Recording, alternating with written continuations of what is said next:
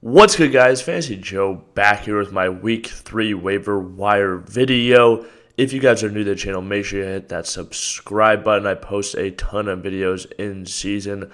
My week recap video every week, my waiver wire video, my rankings for the upcoming week, as well as trade advice, just regular league format, stuff like that. All the information to beat your friends and family in fantasy football and bring that fantasy title home. So hit that subscribe button. Please help out the algorithm for me. I really appreciate it. Hit that like button. If you have any questions or comments, put them in the comment section down below. I'll respond as always. But let's hop into this waiver wire video. So guys, just before we get into it, let me just bring up, he is the #1 ad so far of the season. It's Jerome Ford.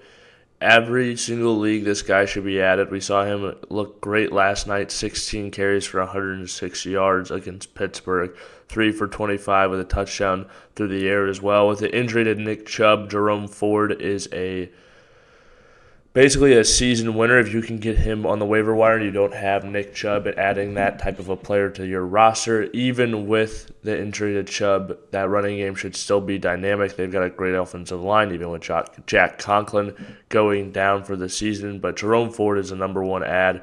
If you're in a fab league and you need a running back, or honestly you just want to be aggressive, I don't think spending 100% of your fab is outside the question mark for Jerome Ford. Honestly, I think whoever gets him is probably going to end up spending 90 or something like that.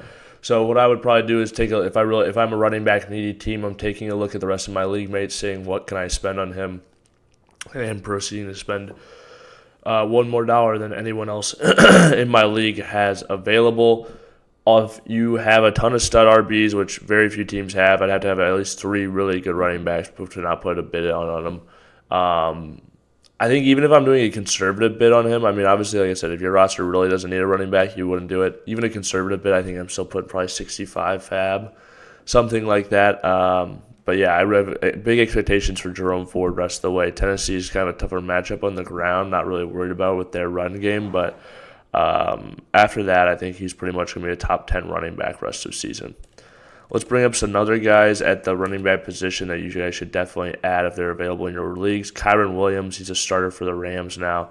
Played a ton of snaps this last week. Was productive as well. Not so much on a per-touch basis, 3.7 on the ground, but 6 for 48 is not bad in the receiving game, but 6 receptions is what you really want to see, and obviously 2 touchdowns as well. But Cam Akers was inactive for that game. He is going to be a guy you can plug in, be like an RB2 or something for your roster moving forward.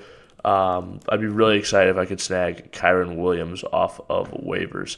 Another name I'll throw out there's 2 guys basically. Matt Breida, with the injury that we saw to Saquon Barkley, a worthwhile ad. Now, the thing I'll throw out for him, Saquon basically said to miss 2 to 3 weeks. If we look at the upcoming schedule, he's got San Francisco this next week, who you're not going to want to play him against. But I do think you can play him the week after that against Seattle and the week after that against Miami. So 2 potential matchups for him if you need running back help. And then let's throw out another guy on this list, Zach Moss. Zach Moss is playing Baltimore this upcoming week, so not a great matchup, but much better than the 49ers in my opinion for Moss. Obviously, the Houston matchup last week, he played an absolute ton of the snaps, 98%, so he is the workhorse there until Jonathan Taylor returns. I think Jonathan Taylor will be back in week 5, but honestly, there is a degree of who knows what's going to happen there. So keep an eye on him for sure. All right, moving on from running backs. And if you have any other running backs you're thinking about adding or whatever, you don't know if they're worthwhile to add, just shoot them down in the comment section down below. It'd be a really long video if I previewed every single guy that could be added in deep leagues and things like that. But yeah, we're going to move on to the wide receivers now. So let's take a look. I like to sort it by the highest projection, just get to a lot of these guys to the top. So my #1 ad, obviously if Puka Nucua is out there in your leagues, add him up. I'm sure there's some leagues where he's still available, but obviously he was the waiver wire guy last week, my top waiver wire ad. He had 15 receptions on 20 targets this week, so that's the kind of gold you can pick up from the waiver wire. But Tank Dell, I think one note I'll throw out there, and this is something I heard, this was when the draft actually happened, but when C.J. Stroud was drafted by the Houston Texans, he had one request of the Texans as a franchise, and that was that they draft Tank Dell, and they did in the 3rd round. Got a chance to debut this last week. 10 targets, 7 receptions, 72 yards, and a touchdown. I think he is a worthwhile add. He'd be my top add at the wide receiver position. Another guy that I think is very worthwhile as an add, though, is Josh Reynolds, especially for the next 4 weeks until Jameson Williams returns. I think Reynolds will be pretty fantasy relevant. 7 targets and 6 targets. Jared Goff trusts him. 4 for 80, 5 for 66.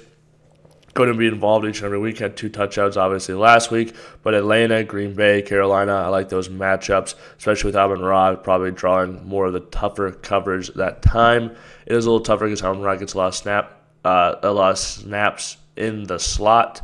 But still, I think Josh Reynolds will produce for fantasy. Obviously, there's just kind of a limited range with the return of Jameson Williams. Another guy I'll throw out here, TuTu Atwell. We talked about him last week. He still might be available in some leagues, though. Yeah, only rostered 31%. Another guy there might be a time frame on with the return of Jared Goff, but 8 targets and 9 targets.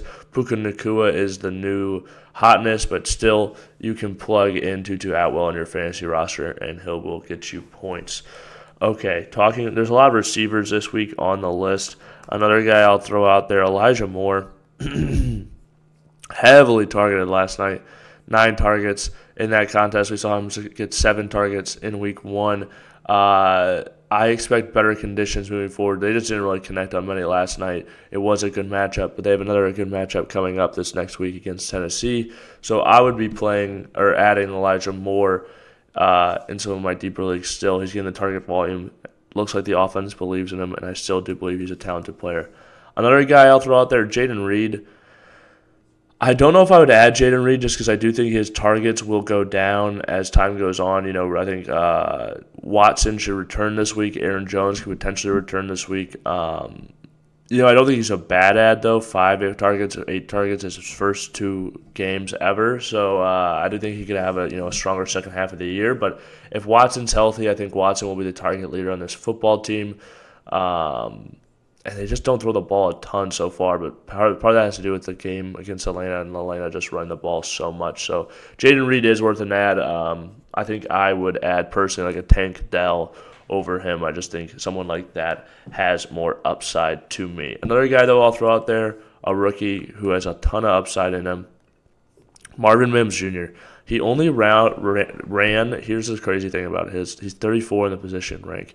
He only ran, I'm pretty sure he didn't play, he had 2 receptions week 1. He only ran 5 routes in this last week, and he had 113 yards, 2 targets. Was it 2 targets, I believe? Yes, it was. But that just shows you the type of player he is, and I think that the Denver Broncos depth chart is, I think it's pretty reasonable to get onto it. I think Mims can do that. Looking forward to him doing it because I think it would be really fun for fantasy football and everything involved. Okay, let's talk tight ends. This would be my top tight end add on the week if I need somebody. Hunter Henry. Let's take a look at these numbers down here. 6 targets, 7 targets, and then 5 receptions for 56, 6 for 52. He's more involved in the offense on a down-to-down basis this year, which raises his floor, and he still offers you that touchdown upside. So I think he's a worthwhile add if you need someone at the tight end position, which outside of people with, Mark Andrews who've committed in the price for him, and obviously Hunter Henry, but Travis Kelce, I think a lot of people should be interested in Hunter Henry moving forward. Another name I'll throw out there, let's say you're desperate, you don't have anybody at tight end, and you just say, can I get some points this week? I would still say Zach Ertz. The amount of targets he's getting, 10 targets in week 1, 8 targets this last week, 6 for 56. I think you're going to get something around there most weeks at 6 for 56 mark, at least while Josh Dobbs is playing, and then monitor the situation after he returns. Quarterback streamers, this is a guy I would throw out there. Matt Stafford, he's only owned in 20%, 9% of leagues, so even though he's owned here, he's probably available. He plays Cincinnati, though. He's looked pretty solid for fantasy football. It's a good matchup. And if Joe Burrow starts producing for fantasy football, you could see even more attempts in a shootout. But I'm not scared of the weapons that he has currently. I think they're not good enough to get it done. And obviously, I like the matchup against Cincinnati. Another name I'll throw out there, owned him more in leagues, but Jared Goff, if he's available in your league, add Jared Goff. He plays in Atlanta. There is a little bit of a fear that they're going to shorten the game like they did against Green Bay. But Goff and the offensive style that they have, I am going to trust in and think that he can produce for fantasy in this matchup. Let's talk some defenses that are available that I would target this week.